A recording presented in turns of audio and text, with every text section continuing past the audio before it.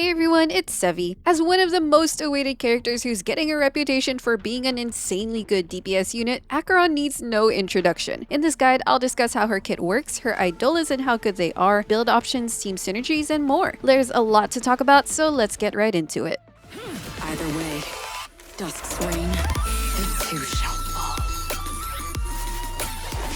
Acheron is a 5-star Nihility Lightning DPS who's got crazy nuke potential with her ult, a brand new mechanic that replaces energy costs, and unique team building considerations to unlock her max potential. By utilizing all these aspects of her kit, your Acheron can slash your enemies with monstrous damage and make them question, why are they here, if only to suffer from Acheron? Acheron has two stacking mechanics that are essential to her kit, Slash Dream and Crimson Knot, so we should understand how they work first. Slash Dream is a point system that replaces the conventional energy cost. Acheron requires 9 to activate her ultimate, which you can track in her HUD circle. Meanwhile, Crimson Knot is a stackable effect applied on an enemy that can reach up to 9 per enemy, displayed on the counter above an enemy. These are mainly to help boost her ultimate's damage output, though note that this is not counted as a debuff effect. So how can you gain these? One way is by using her skill. It deals blast lightning damage, inflicts 1 Crimson Knot stack on the center main target, and gives Acheron 1 Slash Dream point. Her basic attack does neither and is only single target, so you don't want to spend a turn using it. The second main way is another special mechanic of Acheron, which is through inflicting debuffs. Basically, actions or abilities that apply a debuff on an enemy will result in Acheron getting 1 Slash Dream stack and applying 1 Crimson Knot to the affected enemy. It also doesn't have to be a unit's kit ability, but even equipment that can apply debuffs count towards gaining stacks. I'll be mentioning such cases later on, but let's discuss more properties, limitations, and some exceptions to this mechanic. Each action can only generate a max of both 1 Crimson Knot and Slash Point, no matter how many enemies were affected or if multiple debuffs were applied. For example, if we use an ability like Pela's ultimate that can apply an AoE debuff, it will only apply Crimson Knot to the enemy with the highest Crimson Knot stacks, and Acheron gains only 1 Slash Dream point. Here, even if Silverwolf's skill applied both debuffs simultaneously, then it's the same case. Only 1 stack and point are gained. Also, if an action does not inherently apply a debuff, but actually breaks an enemy, which causes the break-related debuff to apply, that actually counts towards the stacking. Now, some enemy actions during their turn that cause them to receive a debuff can count too. For example, if a new enemy enters battle and gets inflicted by Black Swan's Arcana, that gives a stack. Another example is when those fish enemies explode to inflict a defense debuff on other enemies. But there are some debuff-inflicting actions that may also not trigger Acheron stacks. For example, if an enemy gains Gwenifen's Fire Kiss stacks from triggering Burn during their turn, no stacks are gained. I won't note all possible interactions in detail now, and I'll mention more later on. Just keep an eye out just in case an interaction you see may count or not. What happens to the Crimson stacks if an enemy is defeated or leaves the battlefield? Then they will instead be transferred to the enemy with the current most Crimson Knot stacks, so at least it's not as wasted. Suffice to say, this is a really interesting mechanic that defines Acheron's playstyle, teammate preferences, and uniqueness. Her main gameplay loop consists of using her skill to apply the stacks, but more importantly, having teammates and equipment with debuffing abilities to contribute to faster stacking, which will allow her to more quickly and frequently use her ultimate ability. Now with 9 Slash Dream points, Acheron can trigger her ultimate, Slash Dream Cries in Red, a name that just goes so hard. During this, all her attacks will deal toughness damage to enemies regardless of their weakness type, and inflict an all-type resistance reduction by 20% until the end of her ultimate. This gives her brute force breaking capabilities and higher damage potential even versus non-lightning weak enemies. Acheron can then unleash Rainblade on a single target up to 3 times. With each Rainblade, Acheron deals damage and also removes up to 3 stacks of Crimson Knot on the chosen target. By removing Crimson Knot stacks, that will also cause Acheron to deal additional damage to all enemies, and the more stacks removed, the higher the damage she deals. You'll also notice that she auto-targets the enemy with the most stacks, but you can manually select a different enemy even if they have less stacks if you wish to do so. Though if you attack an enemy with less Crimson stacks or none, then you'll deal less damage as well. After her 3 Rainblades, she will deal a big final AoE hit called Stygian Resurge, which also removes all Crimson Knot stacks on everyone. Combined with relevant buffs and debuffs from teammates, Acheron's ult can deal absurdly high single target and AoE nuke damage, doing it in the most stylish way possible. And being able to do it as frequently as possible by utilizing her stacking mechanic well is the key to make her do consistent high damage. Otherwise, if your team's debuff rate is slow, that will backload the damage even more, and her rotations can feel more sluggish than you'd like. Anyway, it's also important to unlock her Ascension traces, as these are essential for her damage potential and team synergy. For her Ascension 2 trace, Acheron immediately gains 5/Dream points and applies 5 Crimson Knot stacks to a random enemy at the start of battle. More importantly, she now gains a way to store up to 3 excess ult points called Quadrivalent Ascendants, which you can track down in her HUD. After her ultimate, any excess points will then be converted into /Dream points and applied as Crimson Knot stacks on an enemy. Thanks to this, you don't always have to restart back to 0 after using her ultimate. There's less possibility of wasting /Dream and Crimson Knot stacks, and her ultimate recharge time will feel smoother overall. Next, her Ascension 4 trace is responsible for a huge portion of her damage potential. Now, having 1 or 2 other Nihility teammates will increase all sources of Acheron's damage to 150% or 160% respectively of its original damage, and these multipliers are actually separate multipliers from the standard damage formula, which means that they will directly increase her damage output, and you can imagine 60% is definitely a huge boost. It's an interesting design choice, one that points to her special connection with Nihility. Nihility units are also debuff applicators by nature, which is pretty much what her ult mechanics want. We'll get into these considerations as well as some workarounds with this passive in the team comp section. Then for her final Ascension trace 6, when Acheron's Rainblade hits targets with Crimson Knot, she also gains a 30% damage bonus buff that can stack up to 3 times and last for 3 turns. Thanks to this, Acheron has an innate way to boost her damage percent multiplier. Additionally, her Stygian Resurge triggers extra hits, all of which to say she deals more damage. Then when you use Acheron's technique, she immediately attacks an enemy in the overworld, but what's really cool and brutal is that regular enemy mobs just die right on the spot, and you still receive the rewards and materials you would have gotten anyways. Thankfully, if you don't hit an enemy, it won't consume your technique point. This can speed up your simulated universe runs, overworld exploration, and material farming altogether. Get ready to synthesize and burn through all those trick snacks too. But against trotters, elites, and bosses, Acheron enters combat and causes her to gain a stack of quad ascendants at the start of every wave. She also deals damage to all enemies and reduces their toughness regardless of weaknesses. For her stat bonus traces, she gains attack, crit damage, and lightning damage boost bonuses, all useful offensive stats you'll want to unlock. For her trace leveling priority, focus on her ultimate first, as it's her biggest damage source, followed by her talent and skill. Get everything to max level eventually, except for her basic attack to save resources. Now that we understand her base kit, let's discuss what her Eidolons add. E1 gives her extra 18% crit rate when attacking debuffed enemies, which will practically always be active. Free crit rate is cool, but this is just a stepping stone towards her more impactful E2. E2 now modifies her kit in 2 significant ways. First, you only need 1 other Nihility teammate to achieve her A4 trace's maximum bonus. This frees up her team building flexibility so much more and leaves more opportunities to slot in a synergistic harmony support while still leaving a slot for a sustained teammate. Second, she can now additionally gain 1/Dream point and inflict 1 Crimson Knot stack at the start of her turn, reducing her ult's recharge time and potentially giving you smoother rotations, especially when combined with her signature light cone. And since she increases her stacks generation, that somewhat helps offset trading a Nihility teammate's debuff application. If you just want those perks to have a more flexible team building experience, faster ultimate setup, and an overall higher damage ceiling, then getting this Eidolon does exactly that. But I want to emphasize that you shouldn't get the idea that she cannot have absurdly strong teams or damage potential without her E2. E0 is still a busted baseline. E2 just makes it even more so. Also, if you want to invest in her and are first choosing between her signature light cone and this, I would recommend the light cone. It generally takes way less wishes, is a great damage increase over her more limited alternatives, and somewhat grants the same benefits as this Eidolon's added stacking effect. E3 increases her ultimate and basic attack levels. E4 makes Acheron inflict an 8% ultimate damage vulnerability effect to enemies entering combat. An 8% vulnerability increase is not exactly that high. E5 increases her skill and talent levels, and finally, E6 just breaks her completely. Her basic attack and skill are now considered as ultimate damage, so every innate and external buff that applies to ultimate damage just affects her entire kit now. All those attacks can also now deal toughness damage regardless of weaknesses, so you can just bring her against any enemy type. Moreover, she gets a 20% all-type resistance penetration bonus for her ultimate damage, which again, technically now applies to all her attacks. Now let's move on to her relic stats and sets, which are pretty straightforward. Starting with the main stats, go for a crit rate or damage body piece, depending on what gives you a good crit ratio. I recommend aiming for at least 70% and 150% crit rate and damage respectively. Higher is better of course, and factor in any extra crit bonuses she gets. Her feed piece can be attack or speed depending on the scenario. A slower attack build can be compensated by very fast debuff applying teammates, making her more reliant on her teammates' actions. If you have a fast advance forward unit, then then they can drag a slow Acheron instead. However, speed allows for faster turn cycling and hitting certain speed breakpoints. Having her signature light cone and/or E2 also makes speed more valuable, as Acheron can generate more stacks on her turn as well, assuming without a fast advance forward support. But really, it's a lot of case-to-case basis depending on your team and combat scenario. You can adapt your build to see if more speed or attack is preferable in a given situation. For the Sphere, it's either attack percent and lightning damage boost. She has her own damage percent bonus source, and her best light cones also give damage percent, which makes attack very competitive. But ultimately, the difference isn't that big, and the substats will be a huge determining factor too. Then for the link rep, go for attack percent. With substats, go for crit and attack percent, and speed as needed to hit your target. The best full set for her is the Pioneer Diver of Dead Waters, giving 12% damage bonus. The crit bonus will also double versus enemies with 3 debuffs, which is expected in your Nihility focused teams, so that's practically a permanent 8% crit rate and 24% crit damage for her. It's highly recommended to farm this for her. Lower potential alternatives are the Band of Sizzling Thunder, as it gives useful lightning damage and attack bonuses, and the Genius of Brilliant Stars as a universal DPS option for its potential defense ignore effect, particularly versus quantum weak enemies. If you already have a good set of this, then they're still usable. 2-piece sets of lightning damage, pioneer, attack percent, and speed can also work as you're working towards her 4-piece set, and just pick the pieces with the best substats for now. As for her planar ornaments, she has 2 best options. First is the new Izumo set, which gives 12% attack and a considerable 12% crit rate if there's at least one similar path teammate. The path condition also makes it fairly restrictive on which units it can be universally ideal on, but Acheron will always be paired with a Nihility teammate anyway. It's also in the same world with the new Sigonia set, particularly designed and best for pure fiction DPSs. This can be good farming efficiency, as you're also getting the best set for your pure fiction DPSs, which technically applies to Acheron as well. An extremely close option is the good ol' Inert Sal Soto, which gives 8% crit rate and a 15% ultimate damage boost, also great bonuses for Acheron. It unfortunately shares a world with the Bellabog set, a very niche defense and effect hit related set. If you farmed a really good Inert Sal Soto set already, don't feel compelled to sink all that resin into chasing a better Izumo set. For worse runner-up options, there's the Glamoth and SSS sets, assuming you can hit their speed thresholds, but I'd still ultimately recommend either the Izumo or Sal Soto sets. Now for her light cone options. There are concerns about how her options are limited and some notions floating around that you need to pull her signature light cone. I'll get to my thoughts on these points, but first, let's go through her most feasible light cones. Along the Passing Shore is her signature light cone. It's currently one of the highest base attack light cones, tied with Imbibitors, and it gives 3 bonuses of separate multipliers: crit damage, ultimate damage, and vulnerability, which is generally better than just one type of multiplier increase. Most importantly, it allows the user to apply the Mirage Fizzle debuff on their attacks with a guaranteed chance. With this, Acheron's skill now inflicts 2 stacks of Crimson Knot and grants her 2 points of Slash Dream, resulting in faster ult recharging. When you combine those bonuses and add a debuff application, it's no wonder why it's considerably better than her alternatives. If you're set on pulling for it, great. If not, then what else do we have? A very strong 4-star option is Good Night and Sleep Well. It has a stacking damage percent bonus based on how many debuffs are on a target enemy, but with Acheron's debuff-focused team playstyle, it's pretty much constantly maxed out. At S1 to S5, that's a 36% to 72% damage bonus buff. If you have even just one copy of it, that's already a good start. You can superimpose it over the long run, especially since it's a standard drop on any banner anyway. But this is still gacha restricted, so it's not exactly super accessible. Next up is In the Name of the World, the standard 5-star Nihility light cone. It mainly serves as a high base attack and damage bonus stat stick. Its attack bonus only applies to the user's skill, and the EHR bonus is pretty useless. At S1, it's comparable to a mid-superimposed Goodnight Sleep Well, so if you have it, it's still a pretty good option. However, only consider this if you got it by coincidence on the standard banner. I personally strongly advise against buying it in the shop. It costs 600 Starlight, which is already enough to convert to 30 pulls. And if you were already thinking of buying it, I would personally rather just convert it to Wishes and wish on her current light cone banner. Why? Because currently, Goodnight Sleep Well is actually rated up. And for me, I would rather try some early pulls to fish one copy, and that's 30 pulls closer to her light cone too. And if you get really lucky with an early 5-star, then cool. It's important to emphasize that sniping for 4 stars is generally quite risky, and obviously, if you're strictly saving your pulls for another character, then don't just pull without thinking it through. Ultimately, weigh the risks and do what you think is best. Now, the most accessible free 4-star option is Fermata, but it requires a shock or wind shear on the enemy to trigger its damage bonus, which already makes it teammate restrictive. Black Swan is generally the best option option to enable this, with Kafka coming in next and Sampo as the least preferable. Even at S5, the max damage bonus it gives is just 32% and ends up being comparable to an S1 Goodnight Sleep Well. There are some other 5-star limited options that I'll mention later, but currently these 4 light codes are what most players will be considering. I tried them in many different MOC floors and team comps to get a practical understanding as well as control damage tests using similar conditions.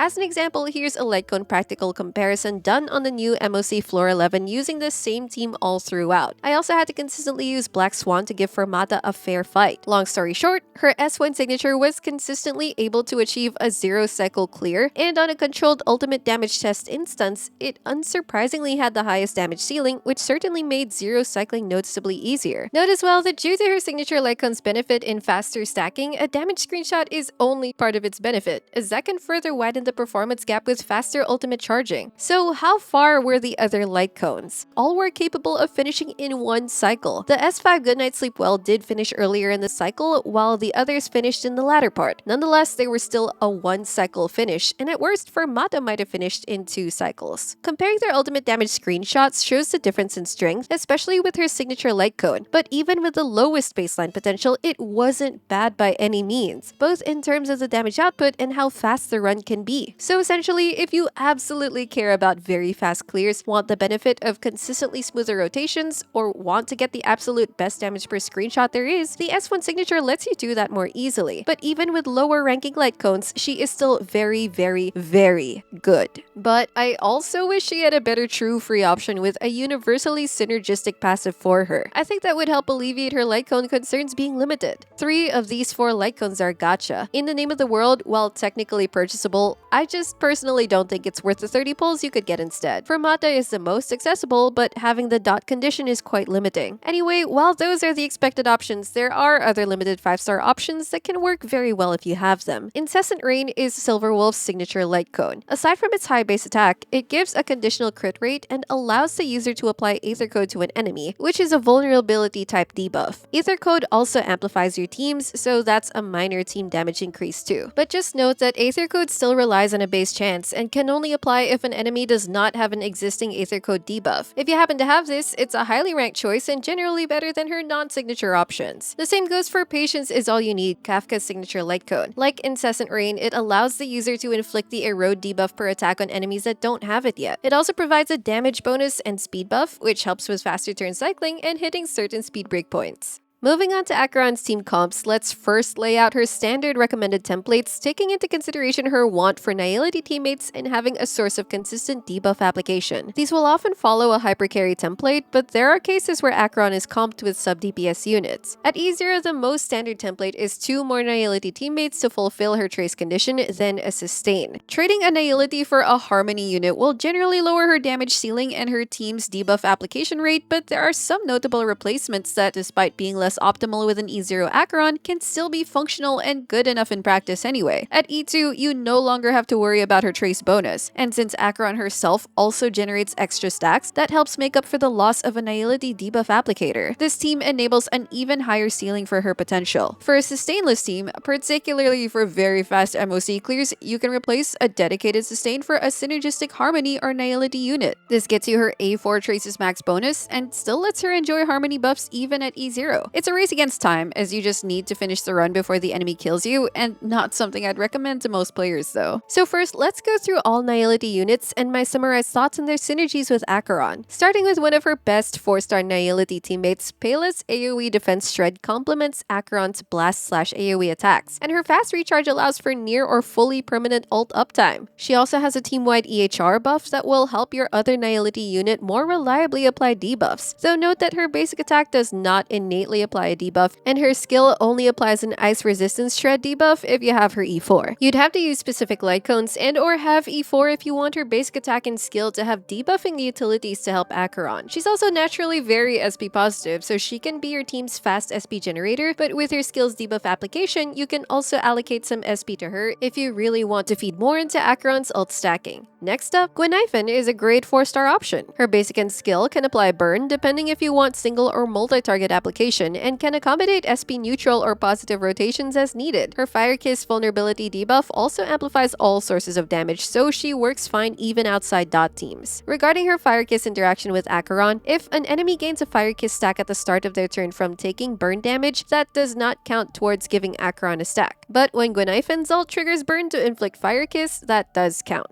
For least recommended 4 stars, Luca can have some decent use at best, specifically versus single target physical weak scenarios, but he's just not as versatile. And for Sampo, he has a niche in enabling Fermata's passive if you have neither Black Swan nor Kafka, but his ult's vulnerability debuff only applies to dots, which isn't helpful for Acheron. For 5 stars, Silverwolf is another one of her best teammates. She can implant weaknesses for extra resistance reduction and opening more breaking opportunities with an entire arsenal of damage amplifying debuffs to apply. In fact, any action she takes has a chance of applying a debuff. Combining Silverwolf and Pela is an excellent combo for Acheron, resulting in constant debuff application plus massive defense shred. Black Swan is another very good alternative. She can apply multi-target defense shred, all her actions also have a chance of applying debuffs, and she acts as a good sub DPS, dealing considerable dot damage. Also, remember that while her ult increases the damage an enemy takes, it only works during the enemy's turn. But a trick, if you want to maximize Acheron's ult damage, is you can activate it while the enemy's turn is still active, like in between the double actions of elites and boss enemies. Regarding Arcana's interactions with Acheron, here are my findings in which actions do or don't count towards Acheron's stacking. You have to use her technique before a battle to contribute to Acheron's point stacking. Otherwise, the regular Arcana application at the start won't count. Then, when enemies enter battle and Arcana gets applied to them, that also gives Acheron a point. However, when an enemy with 3 or more Arcana stacks explodes and applies Arcana in AoE, that unfortunately does not seem to give a point. While Kafka is often the leader of dot teams and you build the team around her, she's surprisingly fine with Acheron. Such a team will spread out the damage distribution between Acheron and dots, rather than amplifying Acheron's hypercarry potential. The main consideration though is skill point management. Kafka is also an SP hungry unit, so the other units should definitely be SP positive units. Otherwise, the team's momentum falls apart when Acheron and Kafka miss their skills. Finally, the last nihility option is Welt, who can inflict slowing debuffs, more so when he deals an imaginary break. His ult also has a nice vulnerability debuff to boost your entire team's damage. While he can be a sort of sub DPS, an alternative interesting way to use him is making him a pseudo sustain to replace an actual abundance or preservation unit. The general idea is to make Welt keep delaying your enemy's actions as much as possible, such that you can minimize their chances to take actions and deal damage to you. It's not true sustain, it's still a race against time to finish off the enemies first before they can take enough actions to kill you. Only more hardcore players with a sufficiently invested Welt should attempt this though, and without imaginary weak enemies, he loses a lot of his imprisonment advantage. Using Nihility light cones on teammates can give the unit another source to apply a debuff, and can also help with Acheron stacking, particularly for some units that have some attacks with no way of applying debuffs. We've already mentioned the 5-star ones in her light cone section, but there is currently only one 4-star that does this, which is the Resolution Shines or Shirtless Luca light cone. With it, the user's attacks can apply the defense debuff ensnared on any attack. But just like those previously mentioned, this cannot reapply on an enemy that currently still has ensnared applied on them. So the user has to wait for it to expire or for a new unaffected enemy to reapply it and help Acheron stacks. So just be mindful in case you notice why it's not giving stacks. It also has a fairly low base chance at low superimpositions, so it's really preferable to use an S4 or 5 copy, which relies on gacha luck. Now, Harmony units generally have little to no innate debuff application means, so replacing a Nihility unit with them will reduce both Acheron's A4 traces bonus and team debuff consistency, so they have to be able to make up with really good utilities. Or you can comp them in an E0 triple Nihility plus Harmony team, losing a sustain or making Welt a pseudo sustain. Then with E2, you can have your Harmony cake and eat it too. Sparkle is a great option as her buffs are just too good, and she can help make SP management easier. With her skill buff still lingering even after Acheron's turn, that also makes rotations more flexible. Bronya can fulfill a similar role with advances and big buffs. However, she's a bit stricter on rotations since her skill's damage buff immediately expires after the advanced unit's turn, unless you have her E6. You'd want to properly speed tune her for optimal rotations, and without her E1 and or signature light cone, she's more SP hungry. Thanks to Sparkle and Bronya's advanced forwards, they can also help with Acheron's stack generation by increasing her turn frequency. This is even more effective with her signature or E2. E2. Lastly, Runmei has an incredible array of buffs. Her ult can make ally attacks apply the Rebloom debuff on enemies that don't have it or haven't recovered from a break yet, and her weakness break efficiency buff synergizes nicely with the weakness ignore of Acheron's ult for brute forcing breaks. At E0, you can generally expect Acheron's team potency to be lowered to some extent if replacing Nihility with one of these. However, that doesn't necessarily mean she can't clear content anymore, as you will still be a breeze with the right blessings, and you can definitely still accomplish good MOC clear times, albeit maybe not super optimally. 4-star harmonies are much less recommended whether at E0 or E2, except for some very niche comps, or maybe you really just have no other options. Of course, if you can make it still work really well, then by all means use them. I also think one of Acheron's strengths is being able to forego a harmony support in her great or best E0 teams. This is pretty useful for MOC as you have more room to run the other side with your harmony units plus a DPS that will likely have better use for them. As for her sustain, all Abundance characters can technically do the job of sustaining your Acheron team, but I find that Gallagher has the most Abundance synergy with Acheron. He can apply a debuff both with his ult and Nectar Blitz attack, and combining a fast build with his advanced forward effect makes him quite consistent in helping Acheron gain stacks. On the other hand, Preservation characters interestingly have more debuff capabilities. First, Fuxuan is the only character who doesn't have an 8 debuff application, but her crit rate buff is still a big help for Acheron. She's a very comfortable tank, and she can still quantum break enemies for a debuff. Gepard and March can freeze, while Fire Trailblazer has their taunt, which counts as a debuff. What gives Preservation even more synergy potential is the trend of the Universal Market Light Cone. With this, the user now has the chance to inflict a burn debuff when an enemy hits them, and this actually counts towards Acheron's stacks. Unlike the other debuff inflicting light cones, this also still applies even if the enemy still has the previous burn active. It's a potentially crazy combo when up against multiple or fast-moving enemies, offering a significant boost to Acheron's ult recharge. Preservation units technically have a higher chance of being targeted, though that's still partly RNG. Thankfully, 3 out of 4 of the preservations available have aggro increasing mechanics. Gepard has a trace that further increases his chance of getting targeted, March can use her aggro increasing shield to do the same to herself, and Fire Trailblazer has their taunt, which targets all enemies. However, March and Trailblazer can struggle more versus mobs and bosses that hit so hard or have AoE attacks. March has to balance both her freeze crowd control, aggro manipulation, and shielding to sustain the team, while Trailblazer's team shields aren't exactly that strong, and they have to depend a lot on controlling enemy aggro with taunting. They still work with strategy and enough build investment, but I think for most players who want easy comfort, they're not as convenient to work with, so that's up to your taste. Aventurine is an upcoming preservation unit, and he's got debuffing utilities as well, so there's a good chance he'll have some nice synergy with Acheron. When looking to the future, I think Acheron's team building prospects can only get better. All Nihility units will now be weighed on how good they are with Acheron and how much better they can make Acheron, in the same way dot units do with Kafka. And it's not just Nihility units. For example, Gallagher is an Abundance unit with debuffing capabilities in his kit, so in general, future debuff applicator teammates outside of Nihility have the potential to expand Acheron's team building.